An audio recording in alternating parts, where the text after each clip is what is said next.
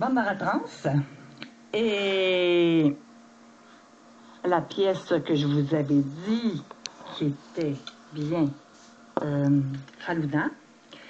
Et avant, on avait entendu un interlude du groupe Syncope avec quelqu'un qui arrive et qui va emmener sa viande pour faire du couscous. Et ça marche pas. Donc maintenant, je vais m'entretenir avec Monsieur Babacar Ba et ainsi que Pape Dion. Alors, on parle de quelque chose de très intéressant. Oui, bonjour. Oui, bonjour. Allô, Lynn. Ça va bien? Oui, ça va bien. Bon, alors aujourd'hui, on va parler d'un livre que M. Babacar a écrit qui parle de l'immigration. Elle est l'heure et lueur de l'immigration. C'est bien ça? Exact.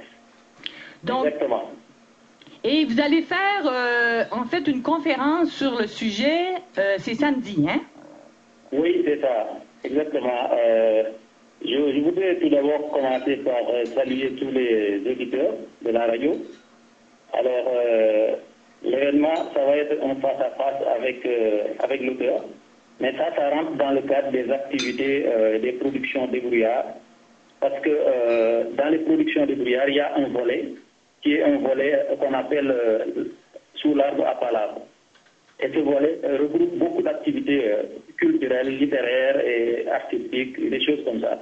Et donc, dans ce volet, on a donc un volet qui va s'appeler en face à face avec l'auteur.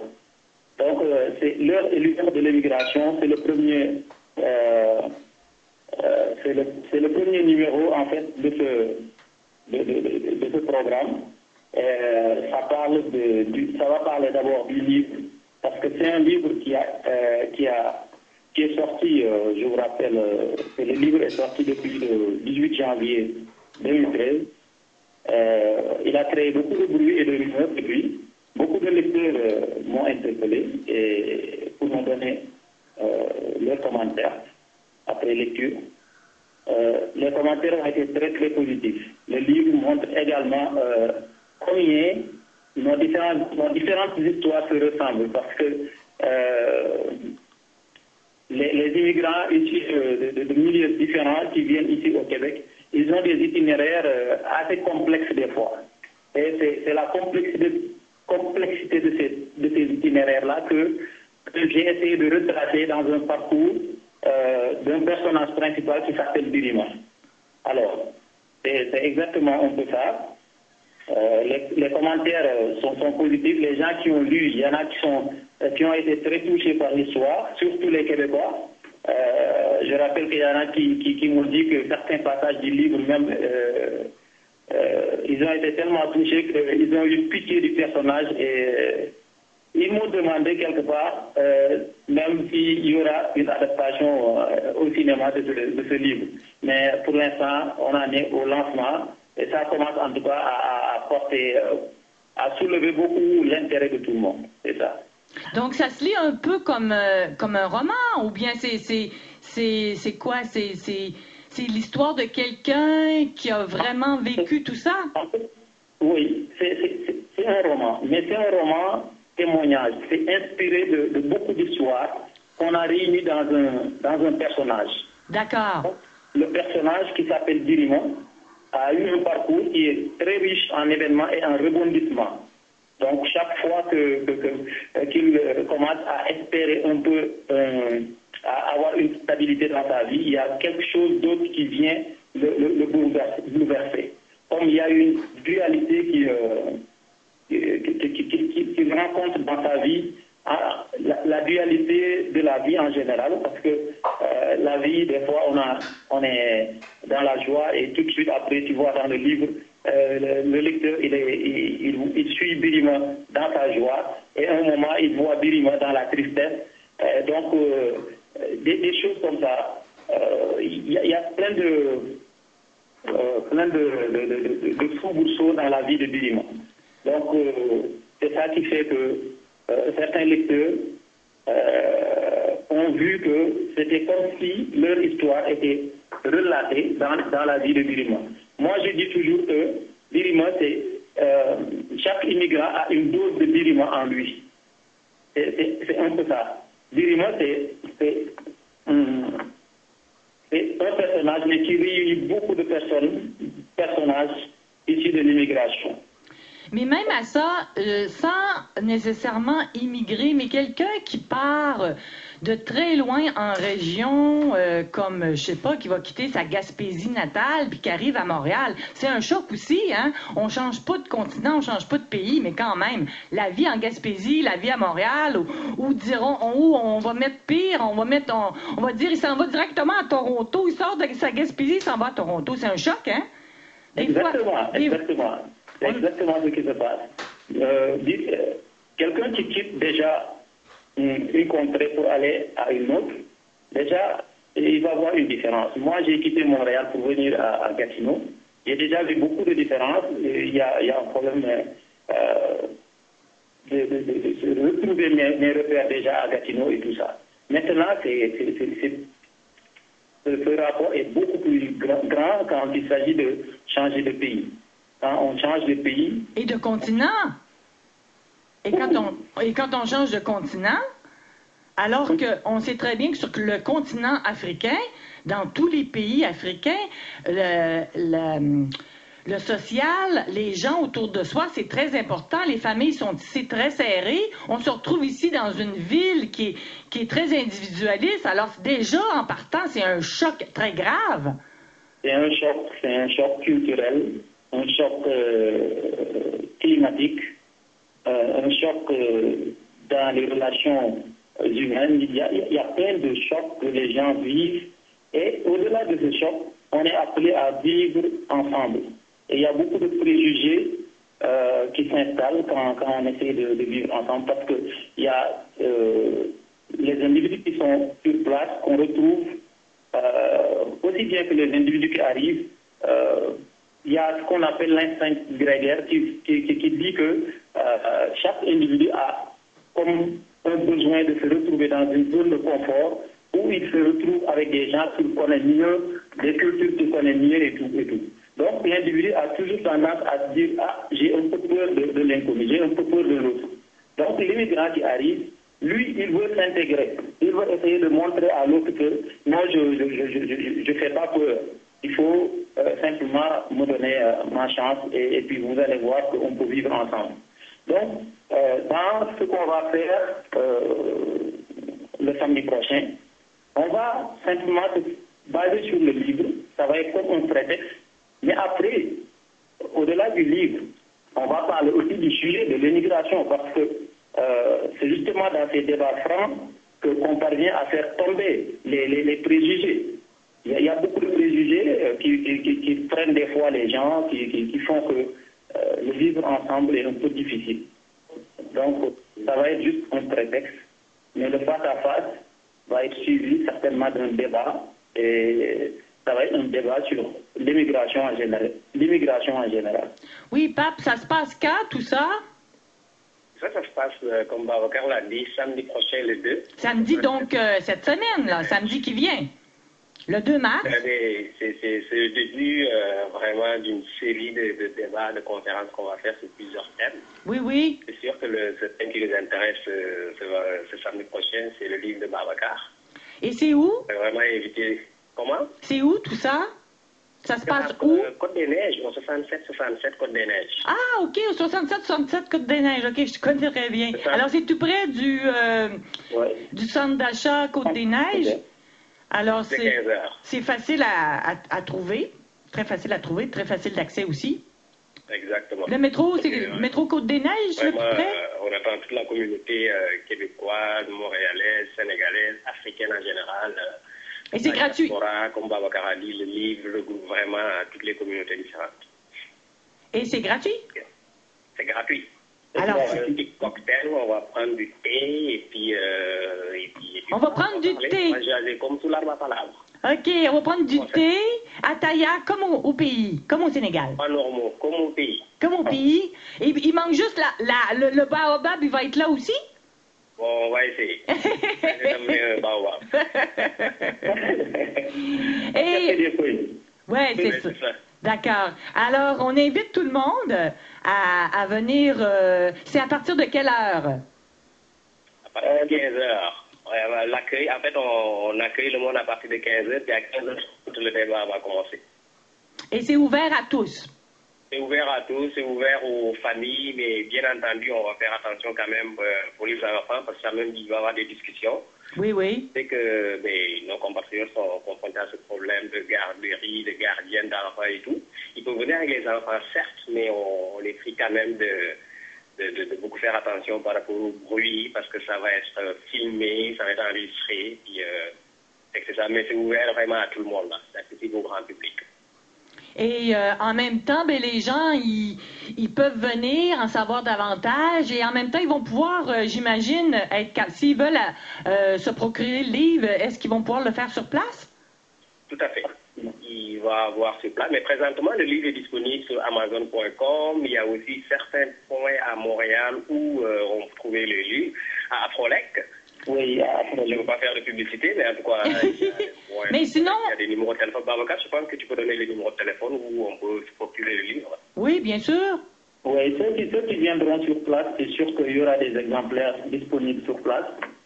Et en plus, on pourra leur donner aussi les points de vente. Si ça ne dérange pas, on pourrait. Mais de toute façon, sur place, les gens pourront avoir le livre. Et Baba, Pape, il y a aussi au niveau de, ils peuvent toujours aller sur le site des brouillards. Amazon.ca, le livre est disponible sur Amazon.ca en version numérique et en version papier. OK. Il est aussi disponible à Frolec, le magasin qui se trouve aussi à Montréal. D'accord, parfait. Bon, alors, on invite... On fait un clin d'œil aussi à nos amis du Footlift, parce que je sais que dans la communauté, il y a beaucoup aussi qui sont en réflexion, qui sont en train d'écrire, et que nous, on veut juste commencer à les faire sortir, qu'ils sortent leurs livres, puis qu'on est là pour en discuter, on est là pour faire la promo, et puis, comme Babacar a dit, là, pour les productions des voyages, c'est ça, c'est le culturel, le social, le littéraire et tout, des activités culturelles et tout. À tous les niveaux. Donc, je sais qu'il y en a qui ont beaucoup écrit, mais qui hésitent encore à diffuser, et qu'on les dit go, quoi. Ben oui, parce que des écrivains, il y en a plein, hein? Oui. On a tellement d'histoires, de Dakar à Lyon, de Lyon à Montréal, de Montréal à Gatineau. Même de Dakar, même de Dakar-Montréal, là, on va bientôt faire un vol direct Montréal-Dakar. Il faut. Comme ça, les liens vont se faire direct. Pas de transfert. On part de Montréal, on arrive direct à Dakar.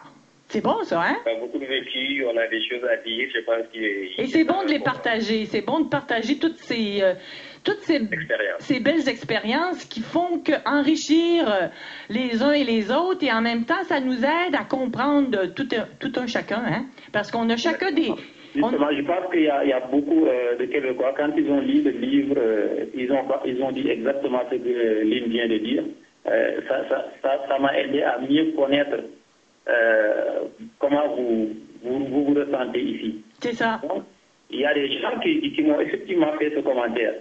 Et moi, j'ai été très content parce que quand on vit ensemble, il faut qu'on essaye de se connaître, qu'on apprenne à se connaître. Et justement aussi, là, c'est une facette du livre qu'il faudrait vraiment... que j'ai beaucoup aimé moi-même en l'écrivant. Les commentaires là, je les ai beaucoup aimés. D'accord. Et puis en plus, ben, je me dis que en allant justement à cette rencontre samedi, ben les gens vont pouvoir justement parler de toutes sortes d'expériences qu'ils ont vécues aussi. Exactement. Et en même temps se sentir concernés par tout ça. Tout à fait. C'est ça le but, en fait. Comme par ricochet, là, on va parler d'autres débats, d'autres sujets. On va prolonger le débat. C'est pas juste l'immigration, mais effectivement l'intégration. Comment se sent l'immigrant, l'étranger qui vient d'arriver? Comment il s'intègre dans le marché du travail? Ça, c'est un gros problème. Il faut parler et essayer de trouver des pistes de solutions. C'est que ces genres de débats peuvent poser des jalons par rapport à ces situations que nous vivons tous. Oui, puis en plus de ça, c'est comme ça qu'on ouvre les barrières, parce qu'on n'en veut plus des barrières, on veut plus de barrières, on veut juste l'union. l'union. Le village planétaire, c'est que plus de barrières. Fini. C'est ça. Il n'y a pas de frontières, c'est comme dans la musique, il n'y a pas de frontières. Nous, on va éclater les frontières et parce qu'on on est tous des gens, on est tous des êtres humains, donc on peut toujours trouver des choses communes, on peut toujours s'aider par l'expérience du prochain, puis en même temps, en connaissant les gens d'une meilleure façon, ben ça nous apprend à mieux les connaître et à mieux les apprécier par la suite. Absolument. Absolument. C'est exactement ce qu'on vise. C'est exactement ça qu'on vise. Parce que les gens, je pense que c'est juste que les gens ne se comprennent pas et puis ils ne prennent pas aussi la peine de discuter, d'ouvrir le débat, de se parler franchement et puis de faire tomber les murs des préjugés. C'est exactement ce qu'on vise à travers ça, à travers le livre et à travers le débat qu'on va aussi mettre en place, qu'on va organiser. Vraiment, il faudrait que tous ceux qui nous écoutent, tout le monde est invité, les Africains, Haïtiens, Québécois, Français, tout le monde est invité. Vraiment, il faut venir, c'est le premier, ça va être une première d'une série de séances comme ça qu'on va organiser et puis on verra quoi. Oui, c'est une façon de réunir tous les gens de Montréal, même de partout autour de Montréal, de toutes les communautés culturelles. Alors, c'est vraiment ouvert à toute la planète qui sont près de Montréal à venir samedi à partir de 15h au 67 Côte-des-Neiges pour ouvrir vos horizons et en même temps partager avec vous. Est-ce que j'ai bien compris le message? C'est bien résumé. Mais merci beaucoup, Lynn, en tout cas. Et puis, merci aux auditeurs. Merci à Babacar. Et puis, on se revoit bientôt pour le Grand Sénégal. De toute façon, je pense que tu me dois une autre interview, là. Ah, ben oui, c'est sûr. On va parler du Sénégal. Et puis, monsieur, est-ce que c'était votre première expérience en écriture? Est-ce que c'est le premier livre que vous avez écrit? Oui, c'est mon premier. D'accord. Alors, c'est un bon début. Alors, je vous souhaite un très, très grand succès. Une très grande carrière au niveau de l'écriture. Si vous aimez le faire, c'est bon. Alors, on va pouvoir partager ça ensemble. Et Monsieur Bas, je vais vous inviter justement à inviter les gens dans votre langue maternelle, s'il vous plaît. Ah, ok. Il doit le faire en peul. Oui. Ah oui, mais s'il parle... Oui, en peul, si sa langue maternelle, c'est le peul, je veux l'entendre en peul. En peul, ça va être un peu compliqué, quoi. Je vais certainement le dire en Wolof, mais en peul, je vais amener un ami qui s'appelle Ousmane Diallo, qui pourrait peut-être... Ah non, mais Monsieur Bas, c'est vous qui le dites dans la langue de votre choix. Voilà, donc moi je vais le dire en Wolof. D'accord, alors je vous écoute. Alors, gannaaw ba ma sant yàlla julli ci yonent bi donc maa ngi wax sama mbokku sénégalais yi mbokku wolof yëpp ñu ñëw ci événement bi samedi lay doon le 2 mars 2013 donc ñoom ñëpp ñu ñëw fekk événement bi dina neex dina xumb dina dagan dina bari waxtaan et puis 67 Côte-des-Neiges. Voilà.